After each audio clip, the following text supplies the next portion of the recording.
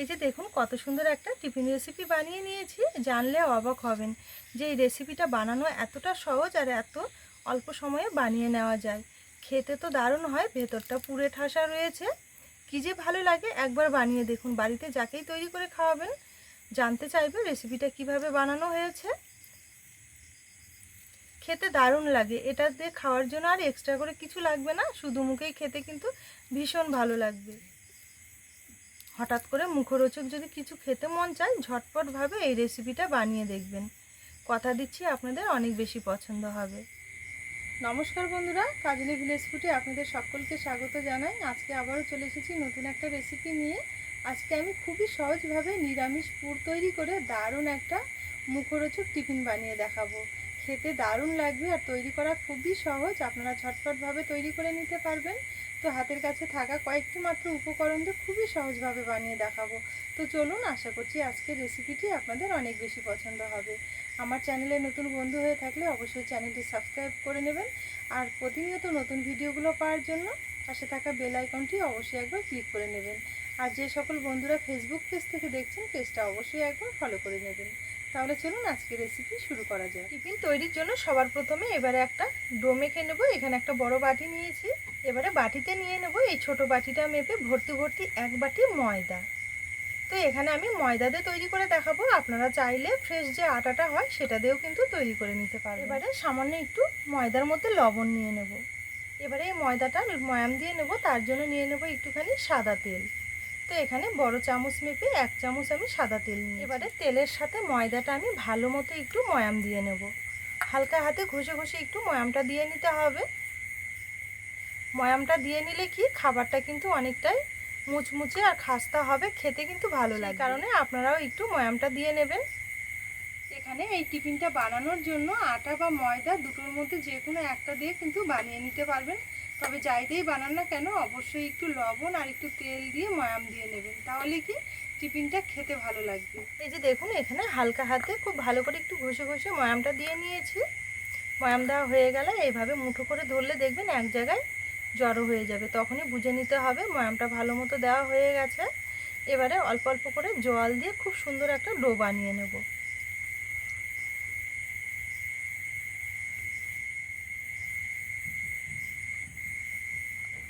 এই যে দেখুন, এখানে ময়দার ডোটা আমি খুব সুন্দরভাবে সফট করে মেখে নিয়েছি। এবারে এটাকে আমি কিছুক্ষণের জন্য একটু রেস্টে রেখে দেবো, এতে করে দেখবেন অনেকটা কিন্তু সফট হয়ে যাবে। এবারে আমি চলুন টিফিনের জন্য পুরটা তৈরি করে নেব। এখানে টিফিন তৈরি করে নেওয়ার জন্য সবার প্রথমে উনুন জেলে একটা কড়াই বসিয়ে নিয়েছি। এবারে কড়াইয়ে সামান্য একটু তেল নিয়ে নেব। তেল গরম হয়ে গেছে, এবারে কিছুটা এখানে বাদাম নিয়েছি, বাদামটা ভেজে নেব। এই যে দেখুন, এখানে বাদামটা হালকা আছে নেড়ে চেড়ে খুব সুন্দরভাবে একটু ভেজে নিয়েছি। এবারে তুলে নেব।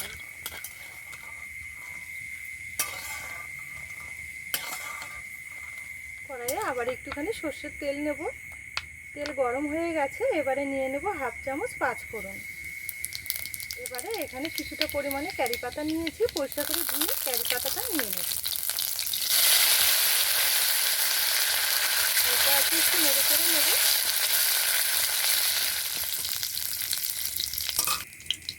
এবারে সব কিছু নেড়েচেড়ে একটু মাঝখানে ফাঁকা করে নিয়েছি, আর নিয়েছি এখানে বেশ কিছুটা পরিমাণে কুচানো নারকেল।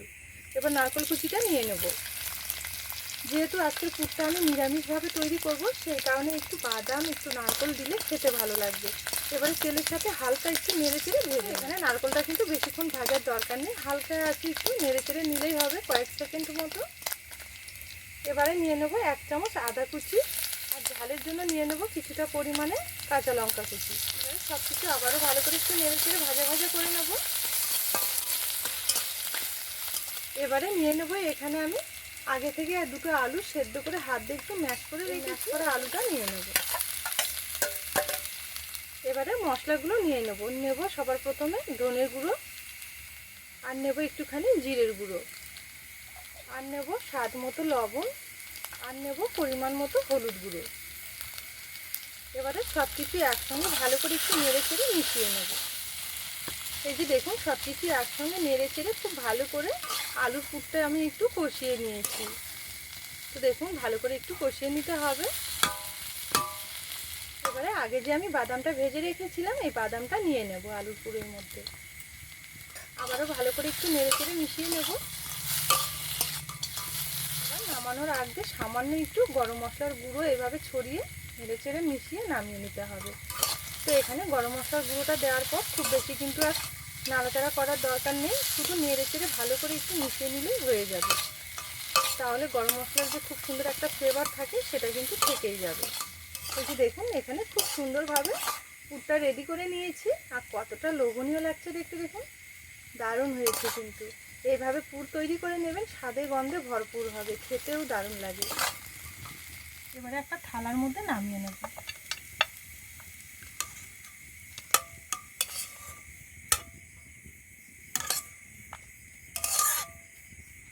হালকা করে একটু মেলে দেব, তাহলে তাড়াতাড়ি ঠান্ডা হবে, কারণ এই পুরটা আমাদের ঠান্ডা লাগবে। এদিকে আলুর পুরটা তৈরি করে নিতে নিতে ময়দার ডোটা কিন্তু একটু রেস্ট পেয়েছে। এবার আবারও ভালো করে একটু মেখে লেচি কেটে নেব। এই যে দেখুন এখানে আবারও খুব সুন্দরভাবে মেখে নিয়েছি। এই যে দেখুন আজকের লেচিগুলো ঠিক এই মাপে কেটে নেব।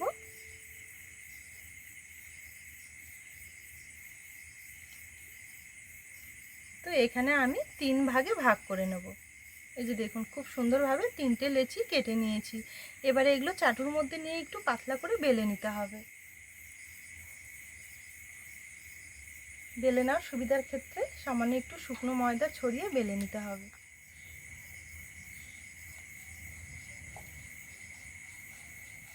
যতটা সম্ভব হয় একটু পাতলা করে বেলে নিতে হবে। এই যে দেখুন এখানে খুব সুন্দরভাবে একটু বড় করে বেলে নিয়েছি। খুব বেশি যে পাতলা করেছি তাও না, আবার খুব বেশি যে মোটা রেখেছি এমনটাও কিন্তু না। থিকনেসটা দেখে আপনারা নিশ্চয়ই বুঝতে পারছেন। ঠিক এইরকম করেই বেলে নিতে হবে। এবারে এখানে একটা বাটি নিয়েছি, এই বাটিটার মাপ করে গোল গোল করে একটু কেটে নেব। তো এখানে আমি বাটি দিয়ে কাটছি, আপনারা চাইলে কিন্তু গ্লাস দিয়েও কেটে নিতে পারবেন।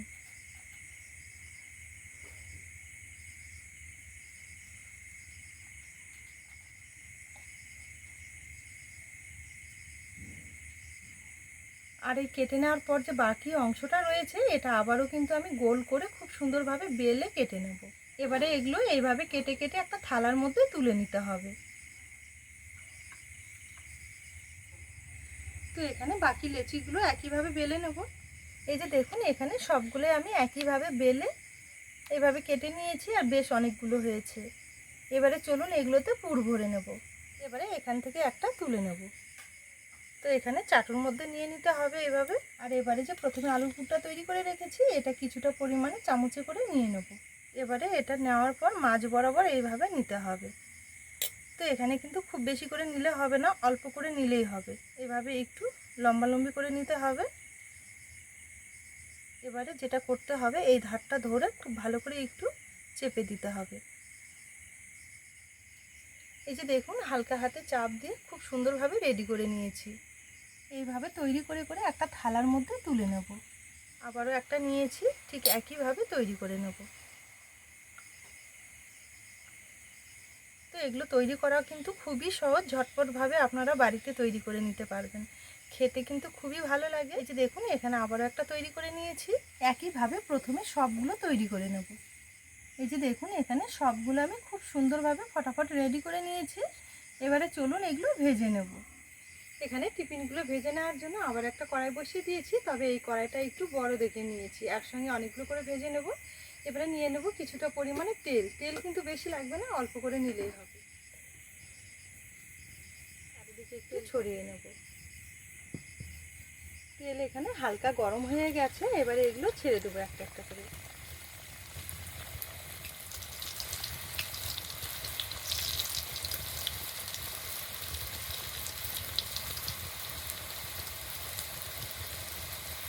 এখানে দেখুন বেশ কয়েকটা ছেড়ে দিয়েছি। এবারে এগুলো একটা একটা করে উল্টে দেবো।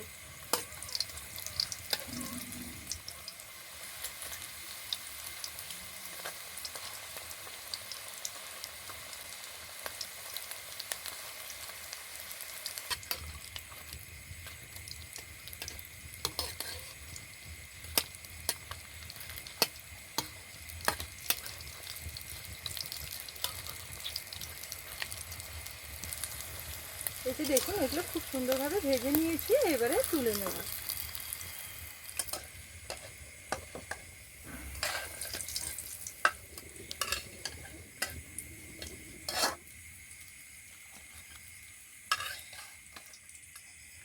এখানে বাকিগুলো একইভাবে ভেজে নেব।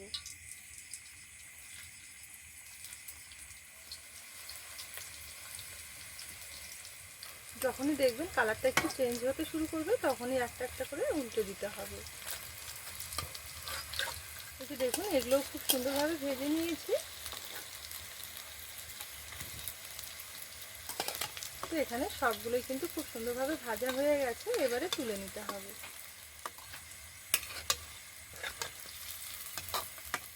এই যে দেখুন এখানে পুরো এক থালা গরম গরম খুব সুন্দরভাবে ভেজে নিয়েছি, আর কতটা সুন্দর হয়েছে দেখতে দেখুন। তো আপনারা এগুলো দেখে নিশ্চয়ই বুঝতে পারছেন যে কতটা সুন্দর লাগবে খেতে। ভেতরটা পুড়ে ঠাসা রয়েছে। হঠাৎ করে বৃষ্টি বাদলের দিনে মুখরোচক কিছু খেতে মন চাইলে ঝটপটভাবে এই রেসিপিটা একবার বানিয়ে দেখতে পারেন, খেতে দারুণ লাগবে। বা হঠাৎ কোনো আত্মীয় স্বজন বাড়িতে এলে ঝটপটভাবে কিন্তু এই রেসিপিটা বানিয়ে খাওয়াতে পারবেন, তারা খেয়ে কিন্তু ভীষণ প্রশংসা করবে। আর সত্যি কথা বলতে কি, নিত্য নতুন বাড়িতে কোনো জিনিস তৈরি করতে সত্যি কিন্তু খুবই ভালো লাগে। দারুণ হয়েছে দেখুন, কালারটাও কিন্তু দারুণ এসেছে। তো আমি আশা করব আপনারাও বাড়িতে একবার ট্রাই করবেন, কথা দিচ্ছি আপনাদের অনেক বেশি পছন্দ হবে। তাহলে বন্ধুরা আজকে সম্পূর্ণ নিরামিষ পুর তৈরি করে আজকে টিফিনটা বানিয়েছি। আপনাদের কেমন লেগেছে অবশ্যই কিন্তু একটা কমেন্ট করে জানাতে ভুলবেন না।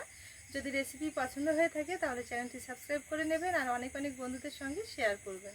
আজকের জন্য রেসিপি এখানে শেষ করলাম, আবারও ফিরে আসবো পরের দিন নতুন রেসিপির সাথে। ততক্ষণের জন্য আপনারা ভালো থাকবেন, সুস্থ থাকবেন আর সাবধানে থাকবেন।